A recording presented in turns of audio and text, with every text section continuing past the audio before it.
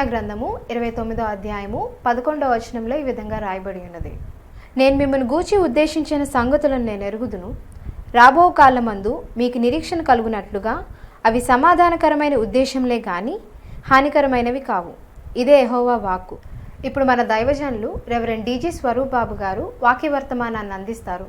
వీక్షించండి, దైవాశీర్వాదాలు పొందండి. Praise the lord. ప్రభు అయిన యేసు క్రీస్తు నామములో పచ్చికబయలు వీక్షకులందరికీ కూడా శుభములు తెలియజేస్తున్నాను. దేవుని యొక్క మహాకృపను బట్టి మరొకసారి ఈ దేవుని వాక్యాన్ని పంచుకోవడానికి దేవుడు అనుగ్రహించిన గొప్ప సమయాన్ని బట్టి దేవునికి వందనాలు చెల్లిస్తున్నాను.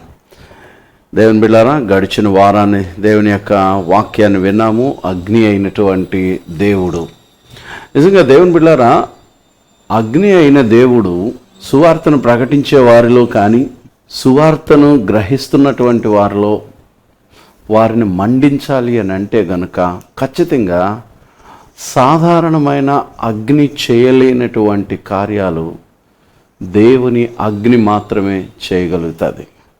గనుక ఈ రోజున మనము దాని విషయాన్ని మనము నేర్చుకోవడానికి ప్రయత్నం చేద్దాం. దేవుని బిడ్డలారా, దేవుని వాక్యాన్ని జాగ్రత్తగా వీక్షిస్తున్నందుకు మీ అందరికీ ప్రత్యేకమైన వందనాలు చెల్లిస్తున్నాను. మీరు ప్రోగ్రాం వచ్చినప్పుడు కాకుండా తర్వాత కూడా మీరు ఫోన్లు చేస్తున్నారు అని అంటే ఖచ్చితంగా ఈ పచ్చికబయలు మీ హృదయాల్లో ఒక ప్రత్యేకమైన స్థానాన్ని కలిగి ఉందని నేను విశ్వసిస్తున్నాను. దేవునికి వందనాలు చెల్లిస్తున్నాను. ఈ రోజున దేవుని వాక్యాన్ని ధ్యానం చేద్దాం. ఒక చక్కని వాక్యాన్ని చదువుకుందాము. లేవియాకాండం 10వ అధ్యాయం మొదటి 2 వచనాలను మనము చూద్దాం. అహరోను కుమారులైన నాదాబు, అబీహులు తమ తమ ధూపార్తులను తీసుకొని వాటిలో నిప్పులుంచి వాటి మీద ధూపద్రవ్యం వేసి యెహోవా తమకు ఆజ్ఞాపింపని వేరొక అగ్నిని ఆయన సన్నిధికి తేగా యెహోవా సన్నిధి నుండి అగ్ని బయలుదేరి వారిని కాల్చివేసెను. చిన్న ప్రార్థన చేసుకుందాం. మహాపరిశుద్ధుడైన మా ప్రియ పరలోకపు తండ్రి, నీ పరిశుద్ధ నామానికి వేలాది వందనాలు, స్తోత్రాలు చెల్లిస్తున్నాను. నీ అపారమైన కృప, ప్రేమ, దయా సంకల్పాన్ని బట్టి ప్రభువా, ఇదిగో మీరు అనుగ్రహించిన ఈ శ్రేష్టమైన సమయాన్ని బట్టి నీకు వందనాలు చెల్లిస్తున్నాను. ఈ వాక్యాన్ని ధ్యానం చేయించు ఉంటుండగా నా నోటి మాటలు, మా అందరి హృదయ ధ్యానాలు మీ దృష్టికి అంగీకార యోగ్యంగా ఉన్నట్లు సహాయం చేయమని క్రీస్తు పేరటి ప్రార్థన అడిగి వేడుకుంటున్నాను తండ్రి, ఆమెన్. దేవుని బిడ్డలారా, అప్పుడప్పుడు మనం క్రాకర్స్ కాలుస్తూ ఉంటుంటారు కదా, చాలామంది తయారు చేసుకుని కాల్చేవాళ్ళు ఉంటుంటారు. కొన్ని బ్రాండ్స్ బాగా పనిచేస్తాయి, కొన్ని బ్రాండ్స్ బాగా పనిచేయవు. అయితే ఈ అలాగే తుపాకీల్లో పూర్వకాలంలో ఈ మందును కూరి వేటకు వెళ్ళే తుపాకులు పేల్చేటువంటి వారు పూర్వం మందు దాంట్లో ఫిల్ చేసి ఒక ఓస్ తోటి దాన్ని బాగా కూరి అప్పుడు పేల్చేవారు. అది బాగా వెళ్ళి ఫైర్ అయ్యి బాగా పనిచేసేది. ఒక్కొక్కసారి ఆ మందు తయారు చేసుకునేటప్పుడు అది పాళ్ళు సరిగ్గా లేకపోయినట్లయితే కనుక ఖచ్చితంగా అది ఫెయిల్ అవుతుంది. దాన్ని ఏమంటారంటే నకిలీ మందు. అంటే డూప్లికేట్. ఒక ఒరిజినల్ తయారైందంటే ఇమ్మీడియట్గా కొద్దిసేపట్లోనే, కొద్ది క్షణాల్లోనే డూప్లికేట్ మార్కెట్లోకి వచ్చేసేటువంటి పరిస్థితులు. కాబట్టి నకిలీది ఎప్పుడైతే మార్కెట్లోకి వచ్చేస్తుందో అది సరిగ్గా పేలదు. సేమ్ బాగానే ఉన్నట్టుంటుంది, కానీ అది పేలేది కాదు, మనల్ని పేల్చేస్తుంది. దేవుని బిడ్డలారా, ఈ రోజున అలాంటి విషయాన్నే ఆలోచించేద్దాం. ఈ రోజుల్లో చాలామంది సేవకులు దేవుని యొక్క పరిచర్యలో చాలా బాగా ఎక్కువగా కనబడుతున్నారు, వాడబడుతున్నారు. ప్రతి ఒక్కరు కూడా దేవుని యొక్క సేవలోనికి వస్తూ ఉన్నారు, మంచిదే. అయితే దేవుని బిడ్డలారా, కోత విస్తారంగా ఉంది, పనివారు కొదువుకున్నారు కాబట్టి రావడం అవసరమే. అయితే పని చేసేటువంటి పని చాలా శ్రేష్టమైనటువంటి పని. ఆ పనిలో మనము చాలా నిపుణత అనేటువంటిది చాలా అవసరం. ఈ రోజులో చాలామంది సువార్తను ప్రకటిస్తూ ఉన్నప్పుడు అనేకమైన శ్రమలకు గురవుతున్నారు, ఇబ్బందులకు గురవుతున్నారు, బాధలకు గురవుతున్నారు. దేవుని బిడ్డలారా, మరణాలకు గురి అవుతున్నారు, దెబ్బలకి గురి అవుతున్నారు, రకరకాలైన అవమానాలకి గురవుతున్నారు. ఎందుకు ఇలా జరుగుతుంది? కారణం ఏంటి? ఎందుకు దేవుని వాక్యము ప్రకటిస్తున్నటువంటి వారి మీద ఇలాంటి పరిస్థితులు ఎందుకు వస్తున్నాయి? కారణాలు ఏంటి? దేవుని బిడ్డలారా, ఈ రోజున మనం దానిని ఆలోచన చేద్దాం. ఈ చదివినటువంటి వాక్య భాగాన్ని మనము ధ్యానం చేద్దాం. లేవియాకాండం 10వ అధ్యాయంలో దేవుని బిడ్డలారా, అహరోను కుమారులైనటువంటి నాదాబు, అబీహు. నాదాబు అనగా ఇష్టపూర్వకంగా, అబీహు అనగా ఆయన దేవుడు అని అర్థం.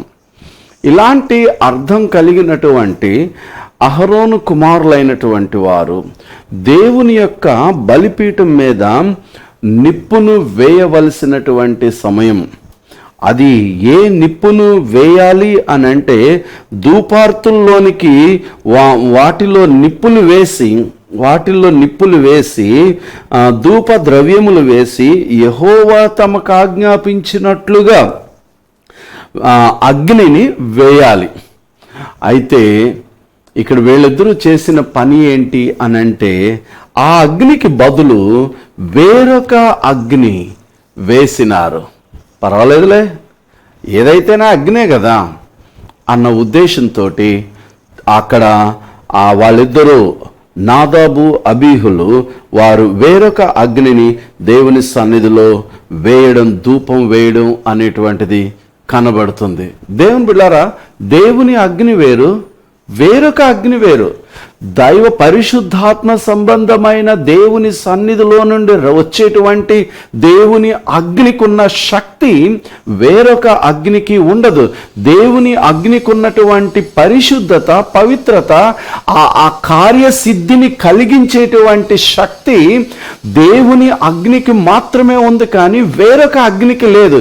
ఎందు నిమిత్తము దేవుని సన్నిధిలో ధూపార్తిని తీసుకుని వారు ధూపము వేయవలసి ఉంది.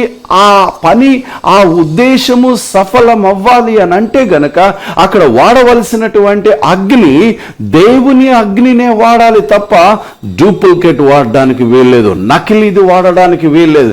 దేవుని బిడ్డారా, ఇక్కడ నకిలీ మందుగుండును వాడడం వలన దేవుని బిడ్డారా, దేవుడు వారిని కాల్చి వేసినట్లుగా యెహోవా సన్నిధి నుండి అగ్ని బయలుదేరి వారిని కాల్చి వేసెను అనేటువంటి మాట అక్కడ కనబడుతుంది.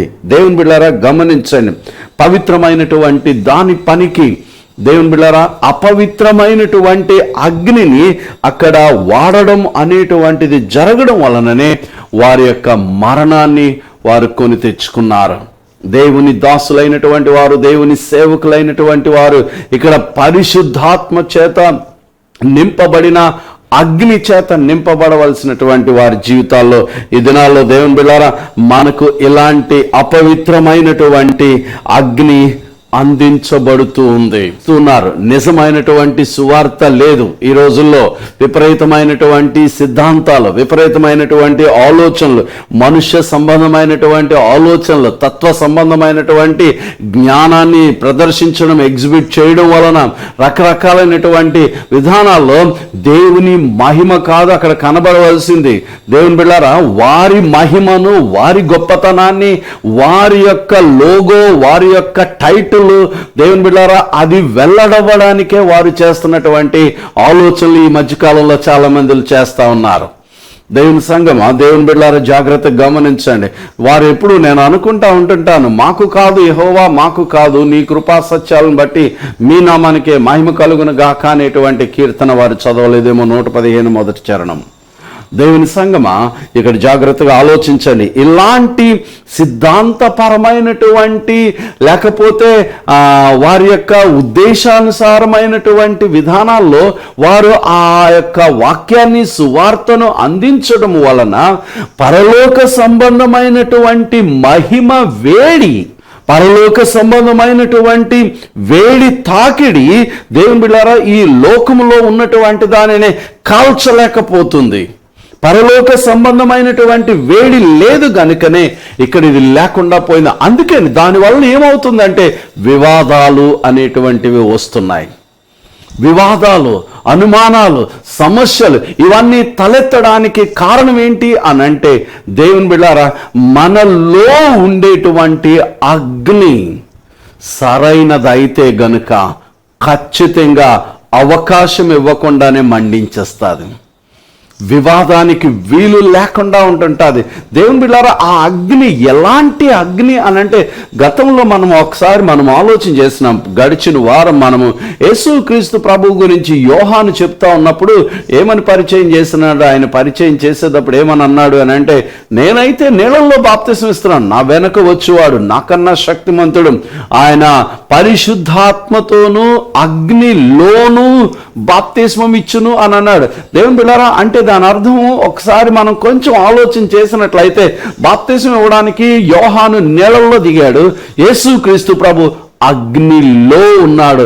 అనగా నీళ్ల లాంటి ద్రవములో ఆయన ఉన్నట్లుగానే అక్కడ ఈయన అగ్ని ద్రావకములో ఈయన ఉన్నాడు. అగ్ని ఆయనను కాల్చలేదు అని అంటే, ఆ అగ్ని కన్నా చాలా పవర్ఫుల్ అయినటువంటి వాడు దేవుడు యేసుక్రీస్తు ప్రభు అనేటువంటి విషయం. ఇంత సర్వశక్తిమంతుడైనటువంటి దేవుడు మనకిచ్చినటువంటి గ్రేట్ కమిషన్ ఏంటి అని అంటే, సర్వలోకానికి వెళ్ళండి, సర్వ సృష్టికి సువార్తను ప్రకటించండి, తండ్రి యొక్కయు కుమారుని యొక్కయు పరిశుద్ధాత్మ యొక్కయు నామములోనికి వారికి బాప్తిస్మం ఇచ్చుచు నేను మీకు ఏ ఏ సంగతులను ఆజ్ఞాపించానో వాటన్నిటిని వారికి తెలియచేయండి, ఇవ్వండి అని అన్నాడు. అని అంటే దేవుని బిడ్డలారా, అక్కడ గమనించవలసిన విషయం ఏంటి అని అంటే, అగ్నితో బాప్తిస్మము.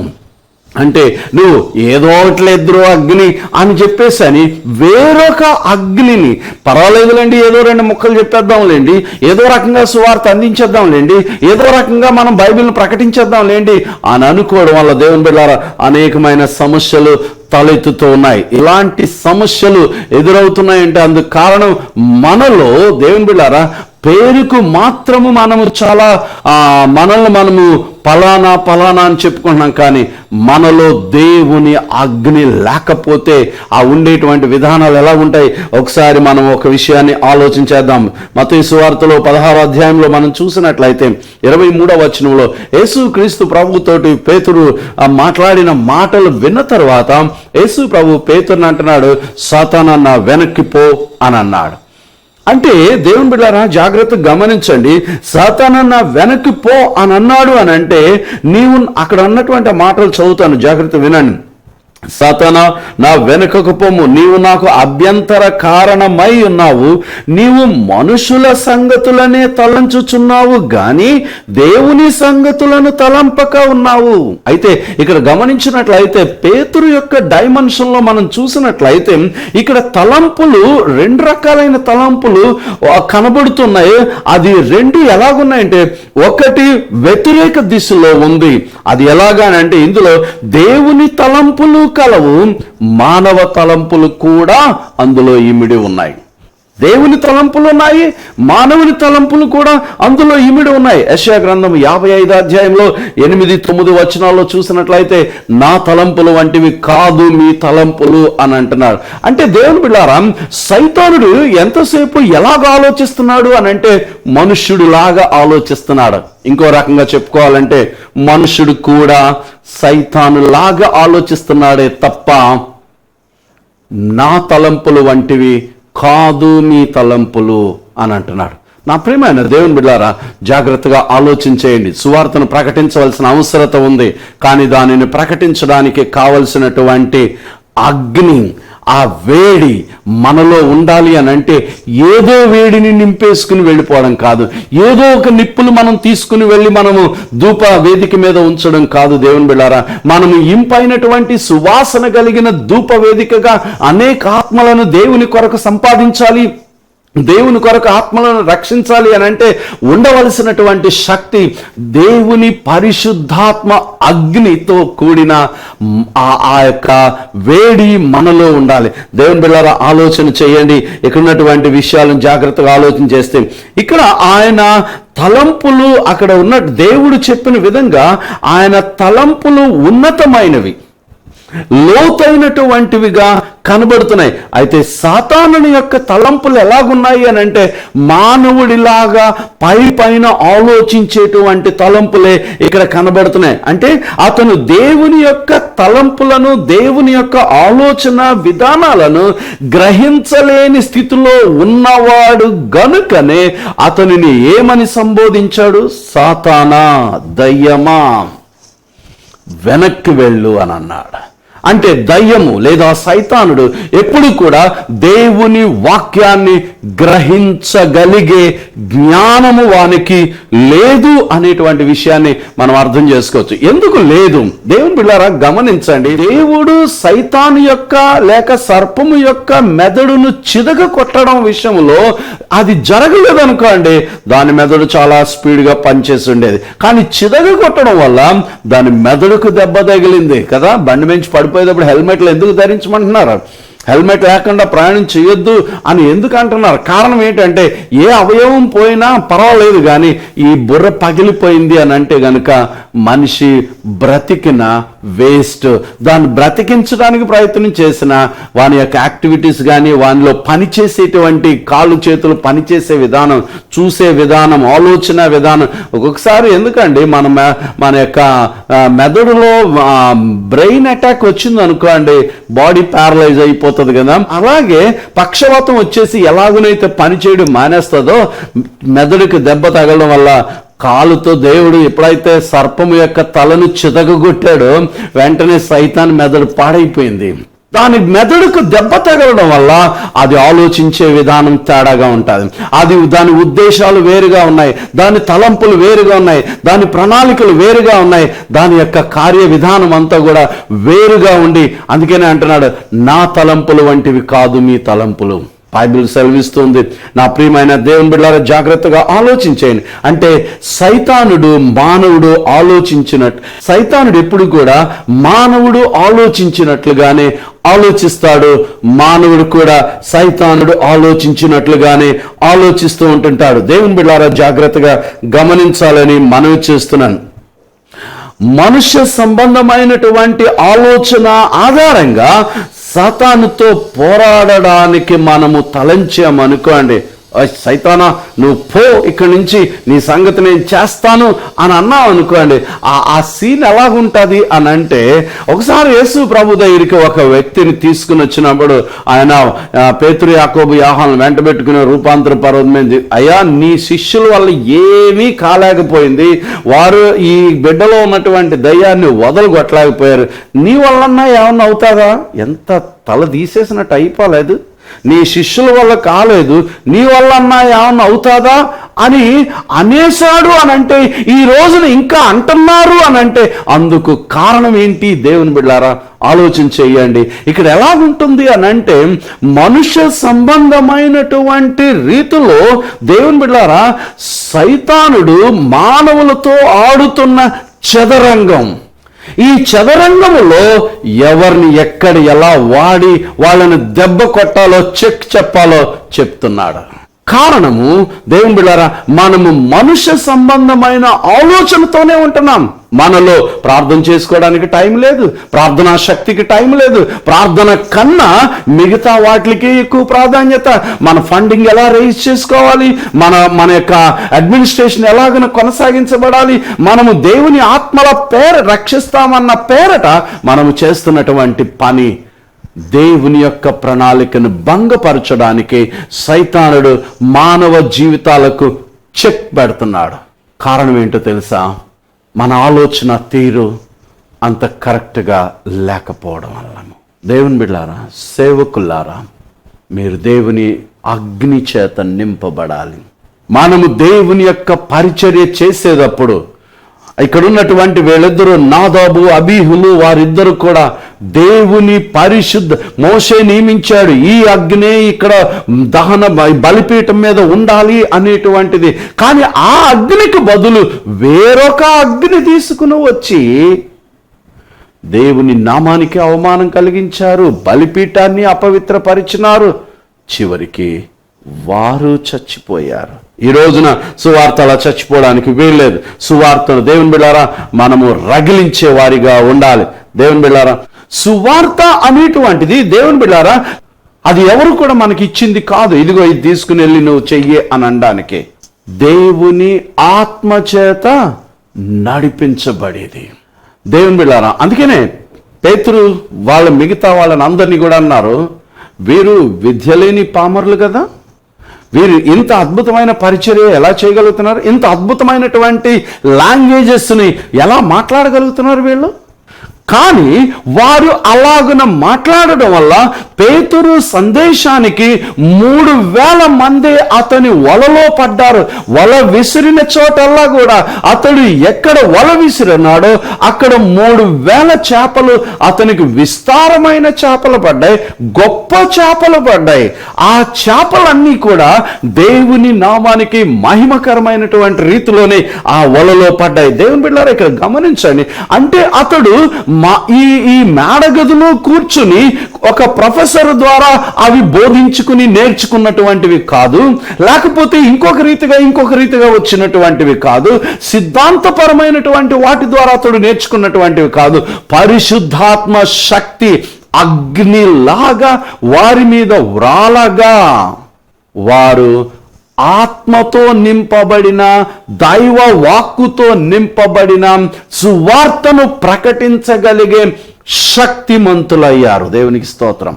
ఎప్పుడైతే దేవుని బిడ్డారా వారు దేవుని అగ్నితో కూడిన పరిశుద్ధాత్మతో వారు నింపబడి బాప్తిస్మం పొందినారో, యేసు ప్రభు చెప్పినట్టు తెలుసా, యోహాను చెప్పినట్లుగా యేసు పరిశుద్ధాత్మలోను అగ్నితోనూ బాప్తిస్మం ఇవ్వడానికే అని అన్నారు. చూసారా, ఆ శిష్యులు పెంతెకోస్తు దినాన్ని అదే బాప్తిస్మం పొంది నింపబడ్డారు. గనుకనే దేవుని బిడ్డారా ఆ వెలిగించినటువంటిది ఇప్పటి వరకు కూడా వెలుగుతూనే ఉంది.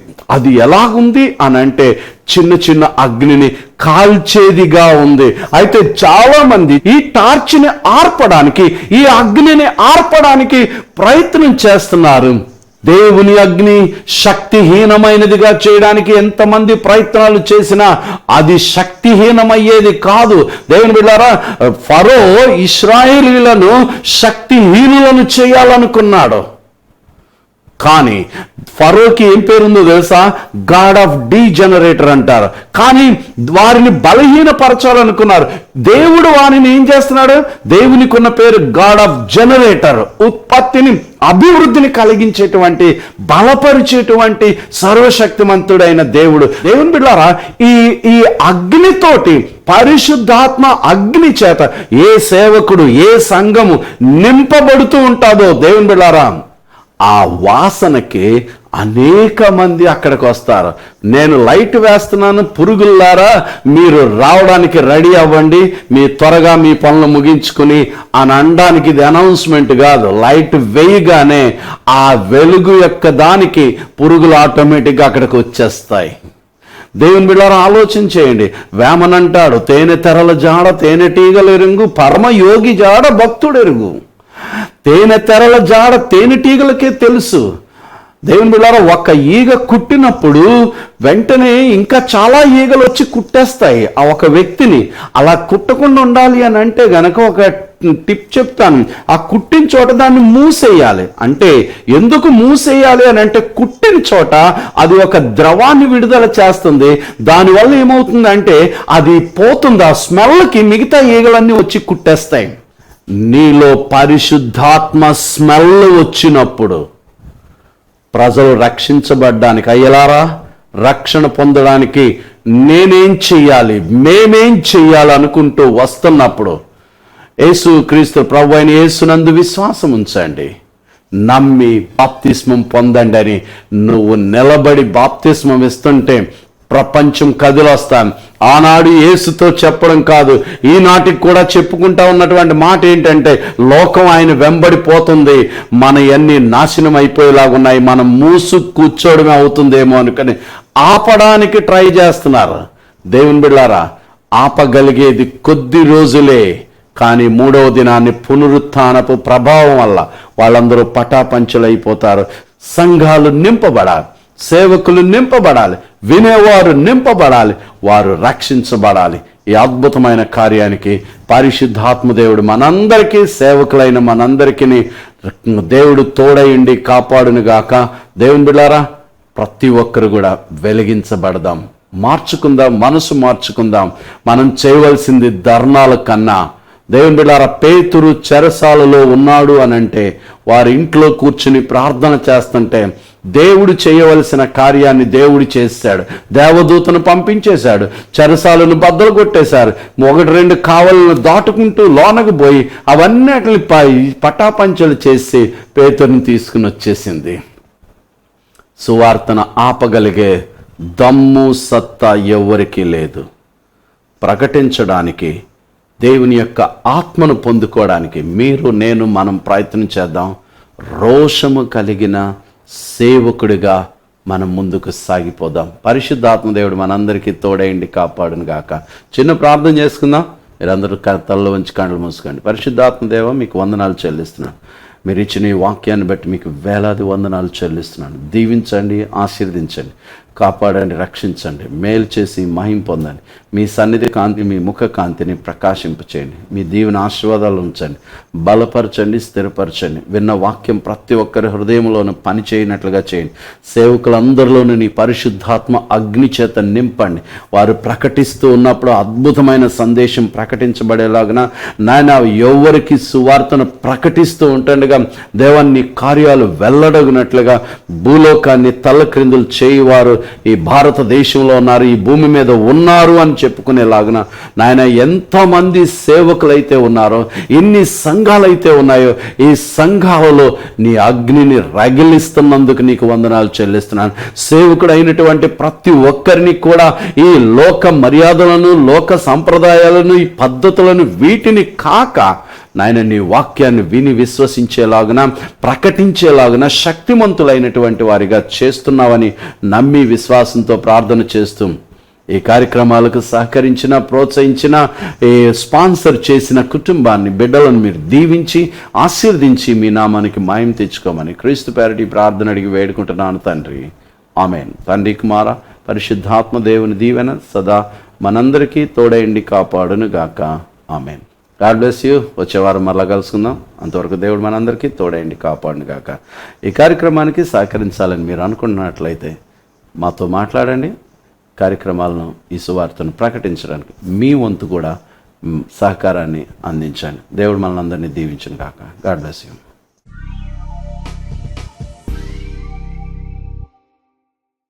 Praise Lord. మన ప్రభువును రక్షకుడైన యేసుక్రీస్తు అతిశ్రేష్టమైన నామంలో పచ్చికబయలు వీక్షకులందరికీ శుభములు తెలియజేస్తున్నాను. దేవుడు ఒక గొప్ప ఆజ్ఞను ఇచ్చాను, సర్వలోకానికి వెళ్ళి సర్వసృష్టికి సువార్తను ప్రకటించండి అని. నశించిన దానిని వెదకి రక్షించుటకు మనిషి కుమారుడి లోకమునకు వచ్చినని లూకా సువార్తలో రాయబడిన విధంగా భారంతోనూ విశ్వాసంతోనూ కొనసాగింపబడుతున్న పచ్చికబయలు అనే ఈ కార్యక్రమం ద్వారా అనేక మంది దేవుని వాక్యాన్ని విని ప్రార్థన ద్వారా స్వస్థపరచబడి ఆత్మీయంగా, శారీరకంగా బలపరచబడుతున్నారు. మీరు కూడా దేవుని వాక్యాన్ని వీక్షించండి, విని బలపరచబడండి. మీ ప్రార్థన అవసరతలను మాకు పంపించవలసిన చిరునామా రెవరెండ్ DG స్వరూప్ బాబు, పచ్చికబయలు, Emmanuel Baptist church, 2-3-55 behind RTC complex, Pithapuram. మా ఫోన్ నెంబర్ 9848591119 9848591119.